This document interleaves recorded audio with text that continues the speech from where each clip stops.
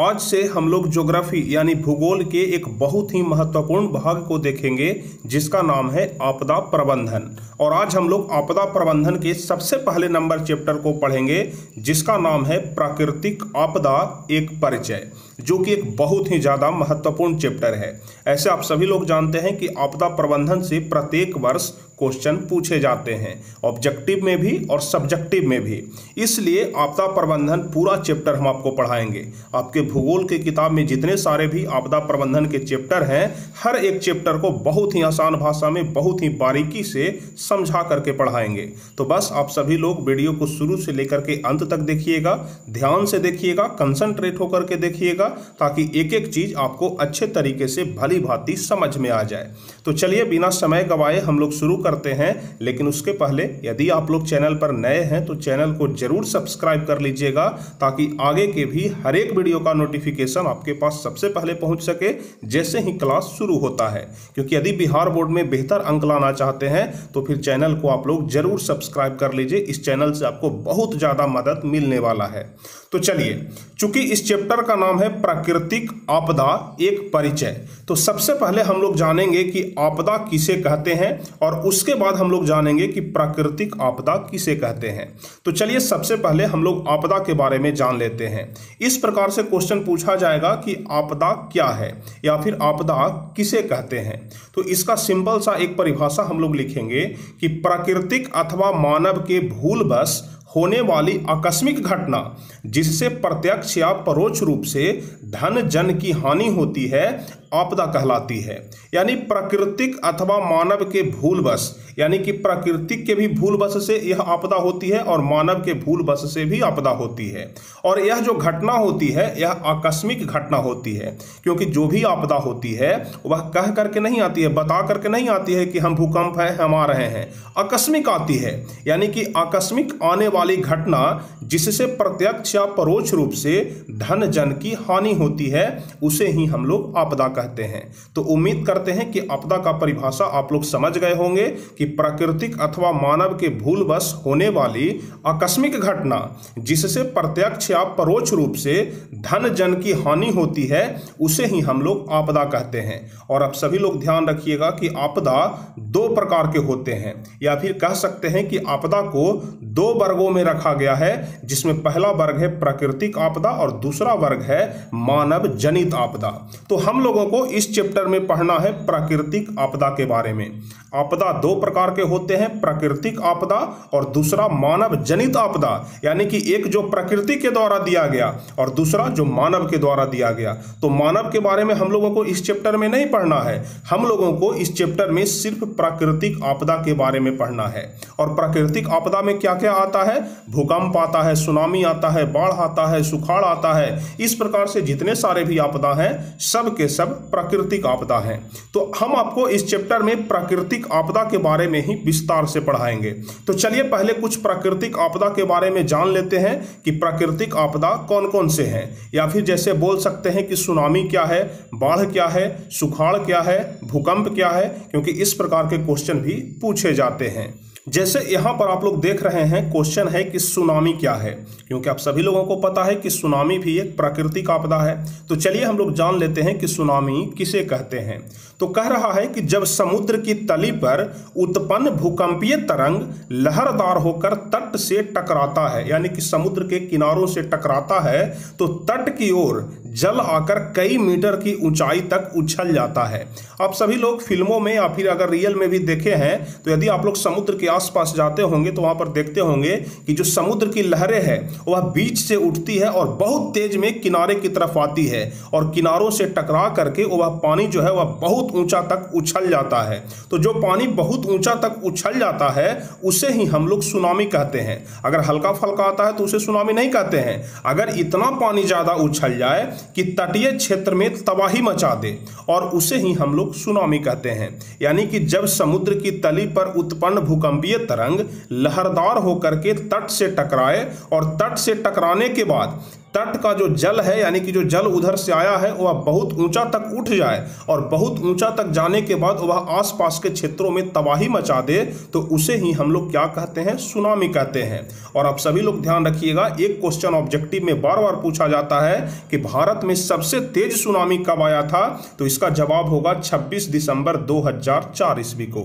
या फिर आपसे अगर ऑब्जेक्टिव क्वेश्चन में पूछ दिया जाए कि भारत में सबसे तेज सुनामी किस दिन आया था, तो आपको जवाब देना है 26 दिसंबर 2004 ईस्वी को। तो उम्मीद करते हैं कि सुनामी कहने का मतलब आप लोग समझ गए होंगे। यदि सेम टू सेम इसी तरह से परिभाषा लिखते हैं तो 2 नंबर आपको पूरा दे दिया जाएगा। चलिए एक बार फिर से हम आपको बताते हैं कि सुनामी क्या है। जब समुद्र की तली पर उत्पन्न भूकंपीय तरंग लहरदार होकर तट से टकराता है तो तट की ओर जल आकर कई मीटर की ऊंचाई तक उछल जाता है और तटीय क्षेत्र में तबाही मचाता है, उसे ही हम लोग सुनामी कहते हैं। और भारत में सबसे तेज सुनामी कब आया था, तो 26 दिसंबर 2004 ईस्वी को आप लोग ध्यान रखिएगा। तो सुनामी कहने का मतलब आप लोग समझ गए। अब चलिए हम आपको बताते हैं कि बाढ़ क्या है। बाढ़ के बारे में तो लगभग सभी स्टूडेंट जानते होंगे कि जब नदी का जल स्तर बहुत ज़्यादा ऊपर उठ जाता है और आसपास के क्षेत्रों में तबाही मचा देता है, या फिर जब नदी का जल स्तर आसपास के क्षेत्रों में फैल जाता है तो उसे ही हम लोग क्या कहते हैं, बाढ़ कहते हैं। तो इसका सिंपल सा परिभाषा होगा कि जब किसी नदी का जल स्तर, यहाँ पर नदी छूट गया है, ठीक है, जब किसी नदी का जल स्तर औसत प्रवाह से ऊपर उठकर आसपास के क्षेत्रों में फैल जाता है तो उस परिस्थिति को ही बाढ़ कहते हैं। जब किसी नदी का जल स्तर या फिर आपके आसपास चाहे कोई भी नदी हो, यदि उसका जल स्तर औसत प्रवाह से ऊपर उठ जाता है और जल ऊपर उठ करके आसपास के क्षेत्रों में फैल जाता है तो उस परिस्थिति को ही बाढ़ कहते हैं। तो बाढ़ का परिभाषा बहुत ही ज़्यादा आसान है, आप लोग समझ गए होंगे। अब यदि आप लोग बाढ़ समझ चुके हैं तो आप लोगों को यह भी पता होगा कि सुखाड़ क्या है। सुखाड़ के बारे में आप सभी लोग जानते होंगे। जब वार्षिक वर्षा की औसत मात्रा में 25% से अधिक की कमी आ जाए तो उस परिस्थिति को ही सुखाड़ कहते हैं।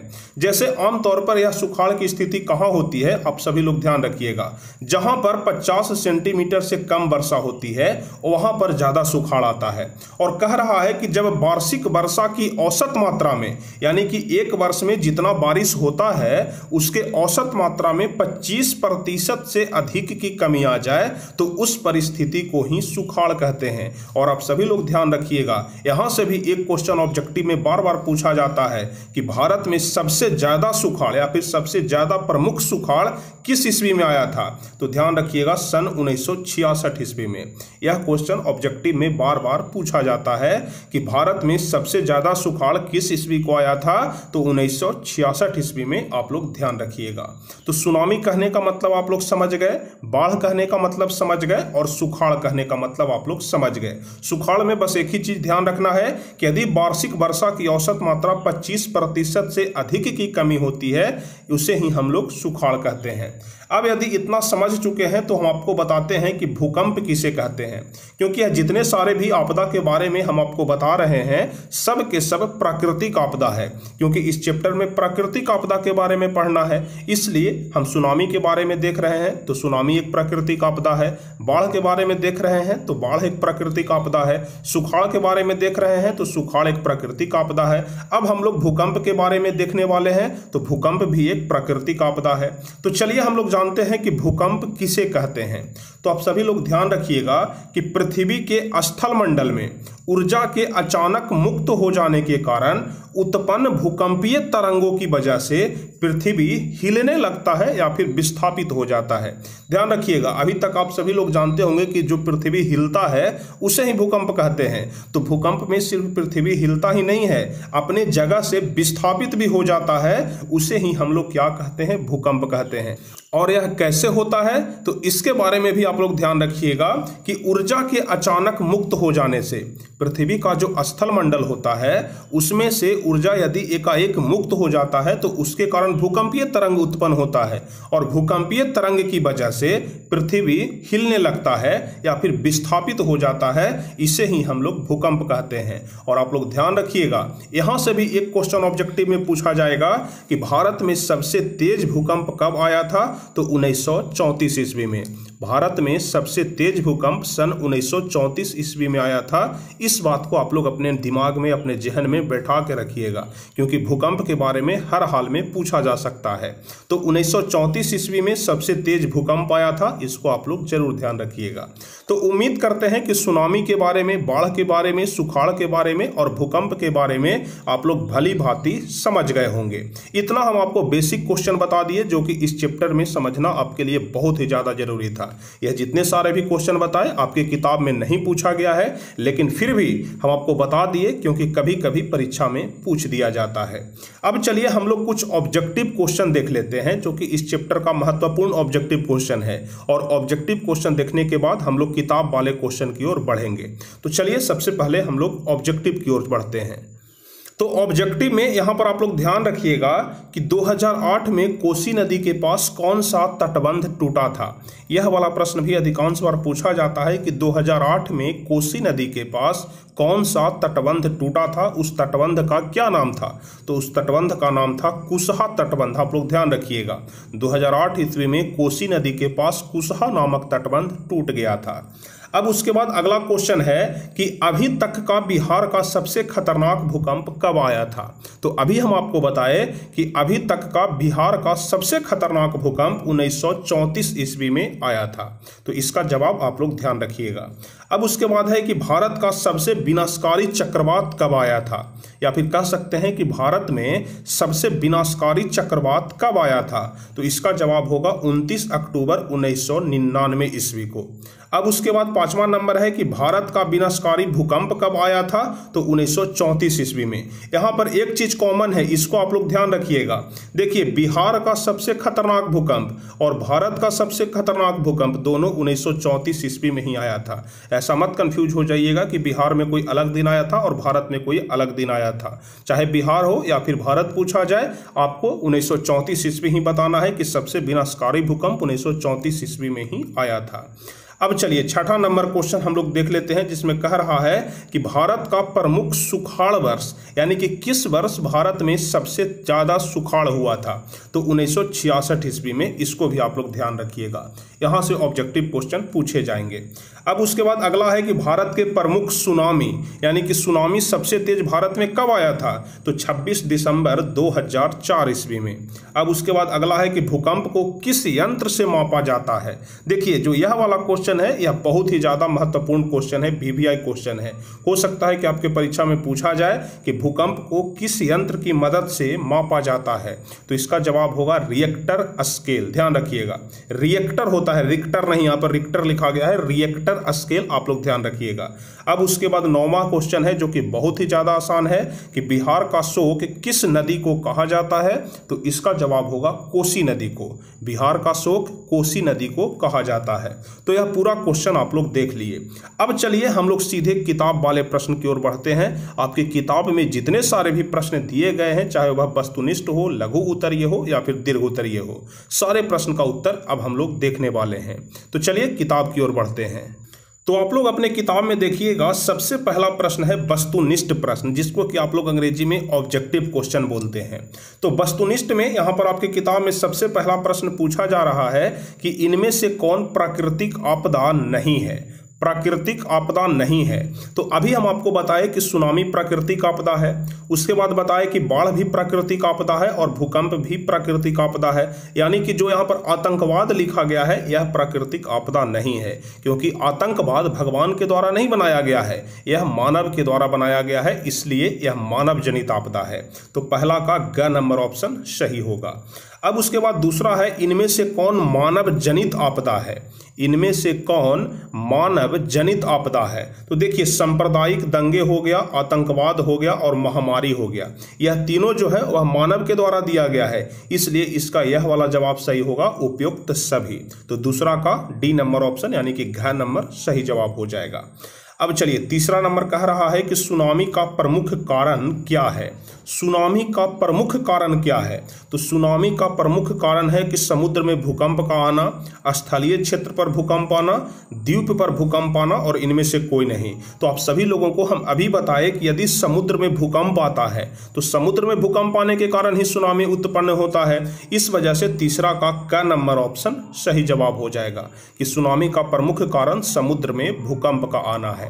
तो वस्तुनिष्ठ प्रश्न 3 ही पूछा गया है आप लोगों के किताब में, आप लोग देख लीजिएगा। अब उसके बाद लघु उत्तरीय प्रश्न है जो कि आपके परीक्षा में 2 नंबर का पूछा जाता है। तो चलिए अब हम लोग लघु उत्तरीय प्रश्न देख लेते हैं।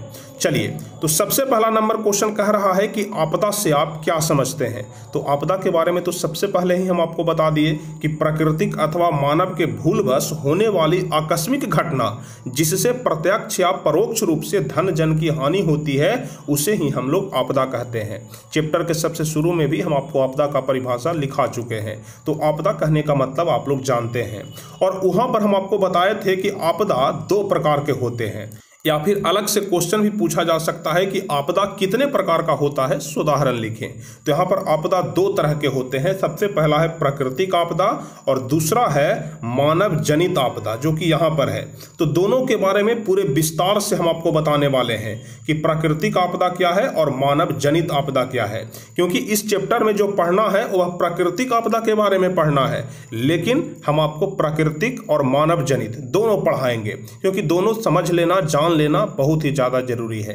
तो चलिए सबसे पहले हम लोग जानते हैं कि प्राकृतिक आपदा किसे कहते हैं या फिर प्राकृतिक आपदा क्या है। तो वैसी आपदा अथवा घटना, देखिए आपदा को घटना भी बोला जाता है क्योंकि भूकंप आता है तो वह आपदा के साथ साथ हम लोग उसको घटना बोल सकते हैं कि यह घटना घट गया। तो यहां पर लिखेंगे कि वैसी आपदाएं अथवा घटनाएं जो प्रकृति के द्वारा एकाएक घटित होती है तथा भारी मात्रा में तबाही मचा देती है। ध्यान रखिएगा जो मानव जनित आपदा होता है वह उतना ज्यादा तबाही नहीं मचाता है जितना कि प्राकृतिक आपदा मचाता है, क्योंकि भगवान के द्वारा दिया गया सजा बहुत ही ज्यादा असरदार होता है और बहुत ही ज्यादा नुकसानदायक होता है। इसलिए आप सभी लोग प्रार्थना करिएगा कि प्राकृतिक आपदा कभी भी न हो, क्योंकि प्राकृतिक आपदा से बहुत ही ज्यादा धन जन और जान माल की हानि होती है। तो चलिए प्राकृतिक आपदा कह रहा है कि वैसी आपदाएं अथवा घटनाएं जो प्रकृति के द्वारा एकाएक घटित होती है तथा भारी मात्रा में तबाही मचा देती है, वैसी सारी दुर्घटनाएं, या फिर लिख सकते हैं, देखिए यहां पर हम आपको क्या बताए, जो कि भारी मात्रा में तबाही मचा देती है। अब इस परिभाषा को दूसरे तरह से भी लिख सकते हैं कि वैसी सारी दुर्घटनाएं जो आकस्मिक रूप से प्राकृतिक कारणों से अथवा प्रकृति के बस में रहने वाली क्रियाएं प्रकृति के बस से बाहर हो जाती है। यानी कि जो क्रिया अभी तक प्रकृति के बस में था वह क्रिया अब प्रकृति के बस से बाहर हो गया और धन जन की क्षति पहुंचाती है, उसे ही हम लोग प्राकृतिक आपदा कहते हैं। तो यहां पर प्राकृतिक आपदा का 2 परिभाषा आप लोग ध्यान रख सकते हैं। दोनों परिभाषा में से कोई भी यदि लिखते हैं तो बहुत ही ज्यादा बेहतर है, यदि दोनों लिखते हैं तो और ज्यादा बेहतर है। तो प्राकृतिक आपदा के बारे में आप लोग ध्यान रखिएगा कि वैसी आपदाएं अथवा घटनाएं जो प्रकृति के द्वारा एकाएक घटित होती है तथा भारी मात्रा में तबाही मचा देती है। यानी कि जो प्रकृति के द्वारा घटित होती है और बहुत ही भारी मात्रा में तबाही मचाती है, इससे बहुत ही ज्यादा जान माल की नुकसान होती है। तो एक परिभाषा आपका यहाँ पर समाप्त हो गया। अब उसके बाद दूसरा परिभाषा हम लोग यहाँ से लिख सकते हैं कि वैसी सारी दुर्घटनाएं जो आकस्मिक रूप से प्राकृतिक कारणों से अथवा प्रकृति के बस में रहने वाली क्रियाएं प्रकृति के बस से बाहर हो जाती है और धन जन की क्षति पहुंचाती है, उसे ही हम लोग प्राकृतिक आपदा कहते हैं। जैसे बाढ़ हो गया, सुखाड़ हो गया, भूकंप हो गया, सुनामी हो गया, सर्पदंश इत्यादि। सर्पदंश यानी कि जो सांप काटता है वह भी एक प्रकार का प्राकृतिक आपदा ही है, क्योंकि आप सभी लोग जानते हैं कि सांप तो कोई मानव नहीं कटवाता है, यह प्रकृति के द्वारा खुद से ही काटता है, इसलिए सर्पदंश भी एक प्राकृतिक आपदा के अंतर्गत आता है। तो उम्मीद करते हैं कि प्राकृतिक आपदा के बारे में आप लोग समझ गए होंगे। अब यदि प्राकृतिक आपदा के बारे में समझ गए हैं तो चलिए आगे हम आपको बताते हैं मानव जनित आपदा क्या है। तो मानव जनित आपदा के बारे में आप लोग ध्यान रखिएगा कि मानव विश्व में आगे बढ़ने की होड़ अथवा मिसाइल के संग्रहण हेतु, आप सभी लोग जानते हैं कि मानव अभी मिसाइल बना रहा है, परमाणु बम बना रहा है, हाइड्रोजन बम बना रहा है, इस प्रकार से बहुत सारे खतरनाक हथियार बना रहा है। तो यही कह रहा है कि मानव विश्व में आगे बढ़ने की होड़ में तथा मिसाइल के संग्रहण हेतु नए नए आविष्कार और परीक्षण करता है, और ये सभी प्रकार की क्रियाएं संपादित होने के पहले विखंडित होना मानव जनित आपदा कहलाती है। यानी कि यह अच्छे से बनकर के तैयार भी नहीं हुआ है, या फिर कह सकते हैं कि इसका उपयोग कहीं और होना था, लेकिन मानव की जान माल के लिए, मानव को नुकसान पहुंचाने के लिए यदि इसका उपयोग किया जाता है तो उसे ही हम लोग मानव जनित आपदा कहते हैं। जैसे 1945 में जापान की घटना, भारत में 1984 में MI6 की घटना, इस प्रकार के बहुत सारे घटना है जो कि मानव जनित उदाहरण है, मानव जनित आपदा का उदाहरण है। तो उम्मीद करते हैं कि प्राकृतिक आपदा और मानव जनित आपदा दोनों के बारे में आप लोग भली भांति समझ गए होंगे। अच्छे तरीके से आप लोग एक एक चीज, अभी तक जितने सारे भी क्वेश्चन बताए सबको समझ गए होंगे। अब चलिए हम आगे बढ़ते हैं और आपको बताते हैं कि आपदा प्रबंधन की आवश्यकता क्यों है। आपदा प्रबंधन की आवश्यकता क्यों है, यह वाला प्रश्न बहुत ही ज़्यादा महत्वपूर्ण है, इसलिए इस क्वेश्चन को हम लोग अगले वीडियो में देखेंगे। और साथ ही साथ इसके आगे 2 क्वेश्चन और है जो कि दीर्घ उत्तरीय का क्वेश्चन है। तो कुल 3 क्वेश्चन को हम छोड़ रहे हैं, जिसे कि हम लोग अगले वीडियो में कंप्लीट करेंगे। तो उम्मीद करते हैं कि आज का यह वीडियो आपको बहुत ही ज़्यादा अच्छा लगा होगा, अच्छे तरीके से आप लोग समझ गए होंगे। और यदि अच्छे तरीके से समझ चुके हैं तो आप सभी लोग इस वीडियो को लाइक कर दीजिए, अपने दोस्तों के बीच शेयर कर दीजिए, और जो भी स्टूडेंट चैनल पर नए हैं तो चैनल को जरूर सब्सक्राइब कर लीजिए, ताकि आगे के भी हर एक वीडियो का नोटिफिकेशन आपको मिल सके। तो चलिए फिर मिलते हैं अगले क्लास में, और दूसरा पार्ट देखना आप लोग बिल्कुल मत भूलिएगा, दूसरा पार्ट जरूर देखिएगा, क्योंकि उसमें दीर्घ उत्तरीय के क्वेश्चन बताने वाले हैं जो कि सीधे सीधे आपके परीक्षा में 5 नंबर के पूछे जाते हैं। तो चलिए फिर मिलते हैं अगले क्लास में, तब तक के लिए जय हिंद, धन्यवाद।